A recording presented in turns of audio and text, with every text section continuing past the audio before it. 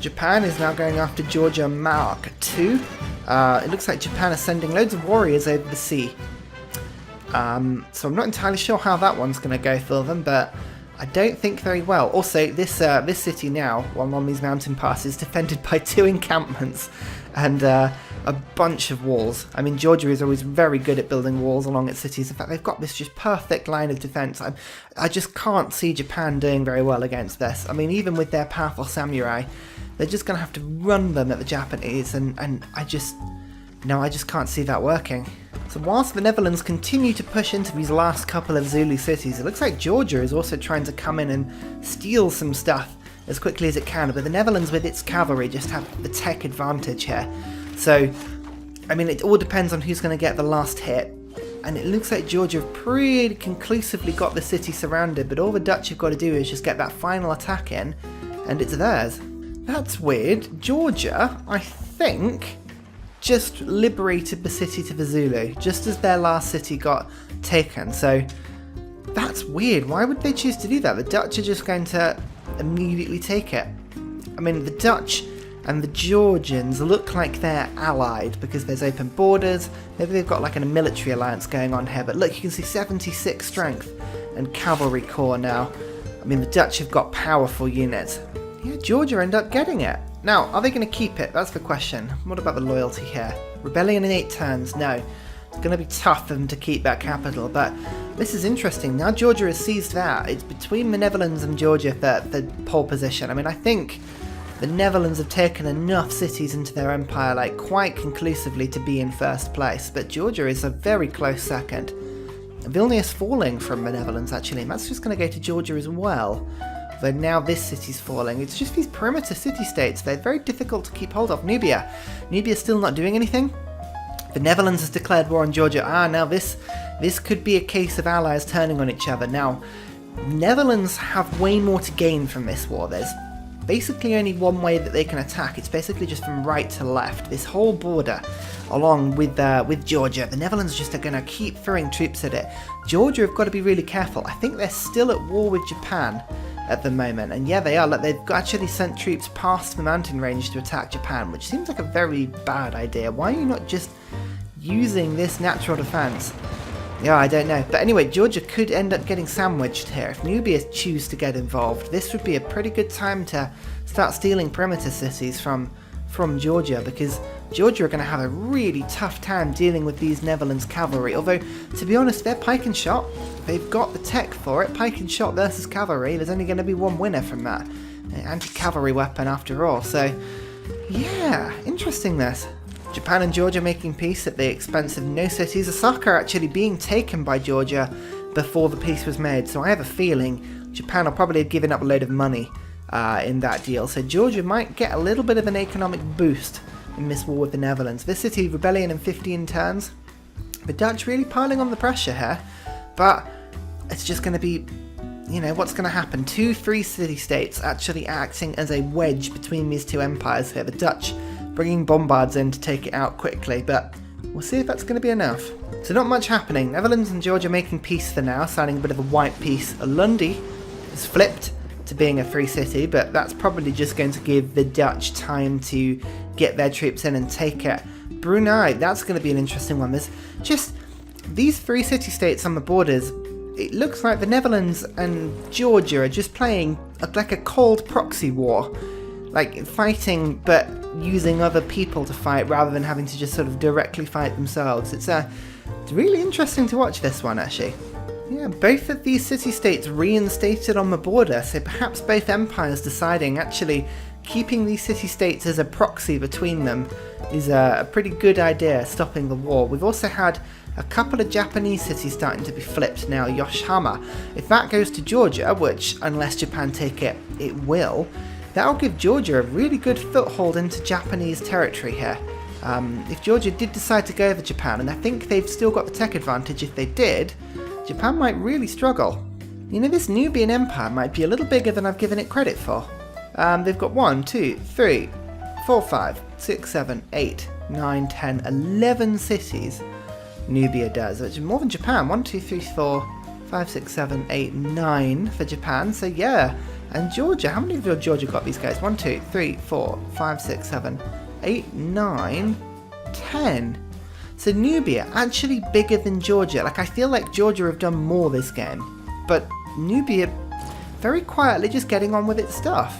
And the Netherlands were not going to stay, you know, they just weren't going to accept the fact this city-state was going to remain in 3 hands. So Vilnius has taken, and then Georgia came in and said, well, no, if you're taking that, we're taking one as well. So these poor city-states are just being absolutely passed around at the moment.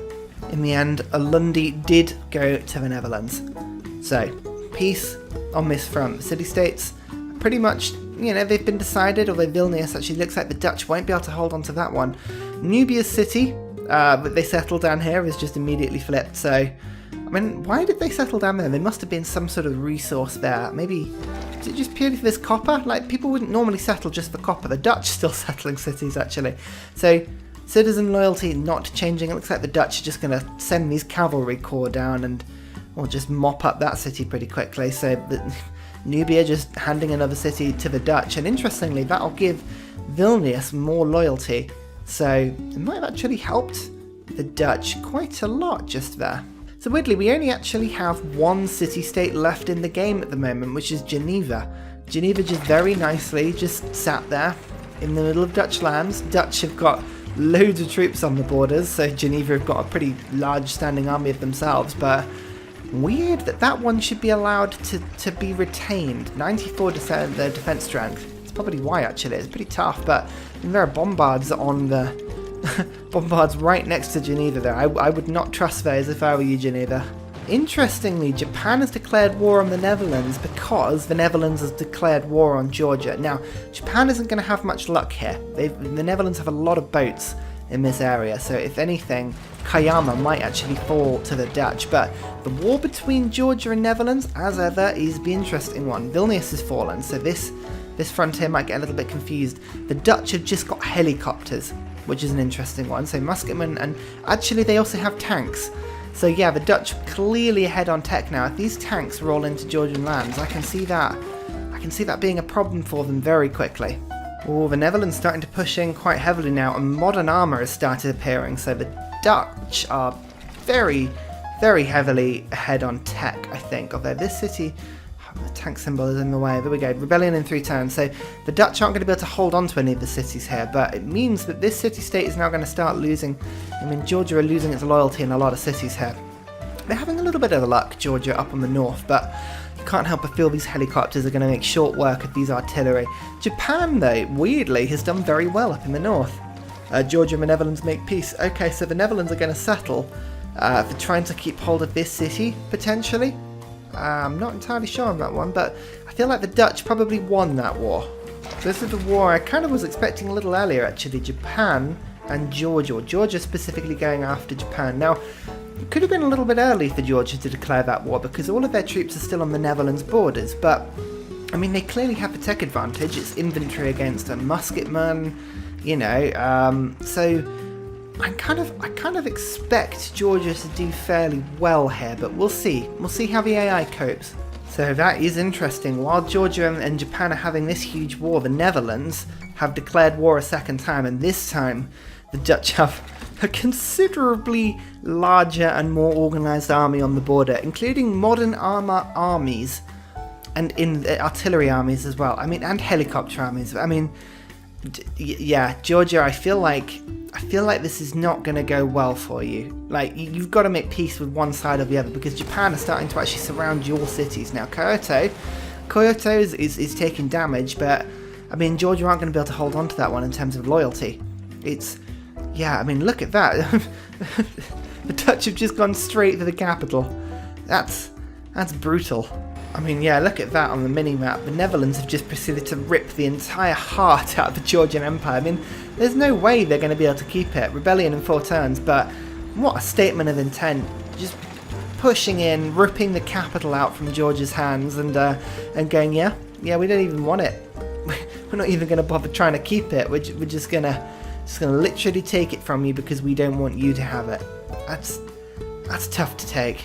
Oh my god, I was just sat here thinking Nubia haven't done a thing all game, but finally Turn 166, Nubia declare war on Georgia. Now, this is an interesting one. Georgia are just all over the place at the moment. They've lost their capital. Japan is starting to push in on them. If Nubia can get involved here, and it's just whether or not Nubia's army is high-tech enough to be able to do any damage to the Georgian walls, because Georgia are pretty high-tech, and you can see the capital flips back to being a free city. But yeah, Georgia just absolutely being decimated right now. Armagh is on the border of being lost. They've already lost the city-states here, so the Georgian Empire beginning to capitulate pretty quickly now. Interestingly, the Netherlands seem to have enough of Geneva. They were like, right, we've had all the tech we need now, we're going to make sure that no one else gets it.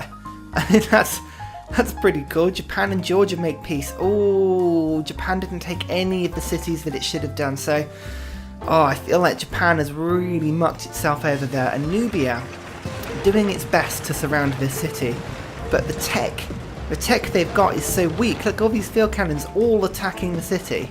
They've done 10% of the wall damage they need to, and they can't get any further because they just don't have the tech to do it. Armagh was freed as well, which is interesting. Vilnius is going to flip soon, and I think that's probably going to flip to the... Oh no, it's just going to go to a free city. So loads of free cities, the Netherlands, all these armies are just in absolute chaos right now. No one's entirely sure what's going on. All we know is that Georgia have just been gutted. The empire has been ripped apart from all directions, and even this city now on the verge of rebellion, as is this one, 7. So Nubia might start picking up cities just from loyalty loss, if nothing else right now. Oh, Georgia and the Dutch have made peace. That is an interesting one because the Netherlands were just way on top. Way on top. I'm not entirely sure why the Dutch would have agreed to that, but look at that. Georgia have now lost 3 cities to loyalty, and we're beginning to lose all of the rest now. Like this one, 38 turns. This one up here, 50 turns. It's all starting to fall apart.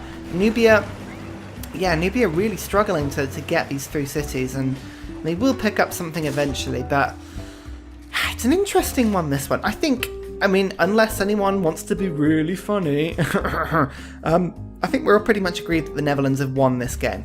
Just the sheer way the Dutch have, and I pretty much have written the Dutch off, actually, so I'm fairly impressed and fairly surprised. The Dutch have clearly won this game. Now, the question is, who has come second? There has to be a second person that goes through from this heat, and I am torn. Georgia, in my head, we're doing clearly second best for maybe up to the last 20-25 turns. Looking at them now, there is barely a Georgian army, like really around a couple of cities. They're being ripped apart, and in my head, it's only a matter of time before Georgia is completely eclipsed. Eventually, at some point, the Dutch will take them, Nubia will take a couple of cities, Japan will take a couple of cities. Like, Georgia just isn't going anywhere.